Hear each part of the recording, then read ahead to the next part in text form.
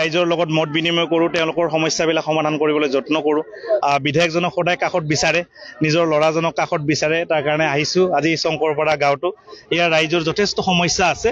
এই সমস্যাবিলাক এই অধিৱেশনটো শেষ হোৱাৰ লগে লগেই আমি সমাধান কৰাৰ মই ইতিমধ্যে প্ৰতিশ্ৰুতি দিলোঁ। তাৰ লগে লগে বিভিন্ন আঁচনিৰ কথা কৈছে, বিভিন্ন সুবিধা অসুবিধাৰ কথা কৈছে। আৰু এই সুবিধা অসুবিধাৰ কথা ক'বলৈ যাওঁতে মই এটা কথা ৰাইজক কৈছোঁ যে বৰ্তমান BTCত হাগ্ৰামা মহিলাৰী চাৰৰ চৰকাৰ চলি আছে। আৰু হাগ্ৰামা মহিলাৰী চাৰৰ চৰকাৰৰ সময়ত 2 নম্বৰ ইয়াত নচলিব।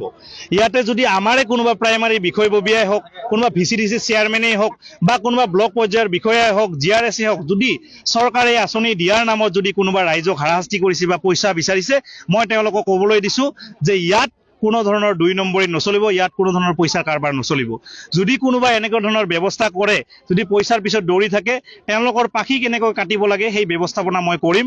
আৰু ইতিমধ্যে সকলোকে মই সকীয়াই দিছোঁ যাতে আমাৰ হাগ্ৰামা মহিলাৰী চাৰৰ চৰকাৰ চলি থকা সময়ত বাওঁসুংগুৰি বিধায়ক মই থকা অৱস্থাত কোনো ইয়াতে ধনৰ লেনদেন ইয়াত নচলিব। সকলো ৰাইজে বিনা পইচাত চৰকাৰৰ যিসমূহ আঁচনি আছে সেই আঁচনিসমূহ পাব লাগিব। তাৰ লগে লগে আমি বিধায়ক পুঁজি আমি এতিয়া পাম, কেইদিনমান পিছতে সেই সমস্যাবিলাক সমাধান কৰিম। আমি 7 ফাইনেন্স আহি আছে, তাৰ জৰিয়তে ৰাইজৰ গাঁৱৰ যিবিলাক সৰু সৰু ৰাস্তা ঘাট আছে, কালভাৰ্ট আছে, আমি সমস্যাবিলাক সমাধান কৰিম। BTC প্ৰধানগৰাকীয়ে কৈছে আমাৰ এইবিলাকত যথেষ্ট কাঠৰ দলং আছে, ৰাইজ অহা যোৱাত অসুবিধা হয়, ল'ৰা ছোৱালীৰ পঢ়া শুনা কৰাৰ ক্ষেত্ৰত অসুবিধা হয়। এইবিলাক যাতে সোনকালে সমাধান কৰিব পাৰোঁ তাৰ কাৰণে ইতিমধ্যে ছাৰ্ভে কৰিব দিছে।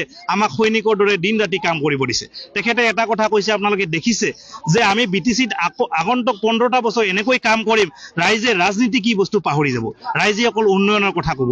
আৰু সেইকাৰণে আমি তেখেতৰ সৈনিক হিচাপে কাম কৰি আছোঁ। আৰু সেইকাৰণে মই দেখিছোঁ ৰাইজৰ যি উৎসাহ BPF দলৰ প্ৰতি বা বৰ্তমানৰ চৰকাৰখনৰ প্ৰতি বা অসমৰ মুখ্যমন্ত্ৰীৰ প্ৰতি ৰাইজৰ যি আস্থা, সেই আস্থা আমি নিশ্চয় তেওঁলোকৰ লগত থাকি সমস্যাবিলাক সমাধান কৰিবলৈ যত্ন কৰিম। আৰু আগন্তুক দিনত এই অঞ্চলবিলাকৰ উন্নয়ন কৰিবলৈ আমি সক্ষম হ'ম। ইতিমধ্যে আপুনি দিনে নিশাই ৰাইজৰ মাজত সোমাই আছে, আজি কিমানখন সভা? চাওক, অসম বিধানসভাৰ বাজেট অধিৱেশন চলি থকাৰ কাৰণে যথেষ্ট ৰাইজৰ কাষত যাব পৰা নাই। কিন্তু তাৰ মাজেৰেও 2 দিন সময় পালোঁ। কালি যথেষ্ট কেইখন মিটিং কৰিলোঁ, ৰাইজৰ মাজত গ'লোঁ। আজি প্ৰায় 9খনমান মিটিং আছে। সকলৰ মিটিং মানে মত বিনিময়, সমস্যা আৰু 2-1 মানুহ মৰিছে খবৰ ল'বলৈ যাম, NEET উত্তীৰ্ণ ছাত্ৰ ছাত্ৰীসকলক সাক্ষাৎ কৰিবলৈ যাম।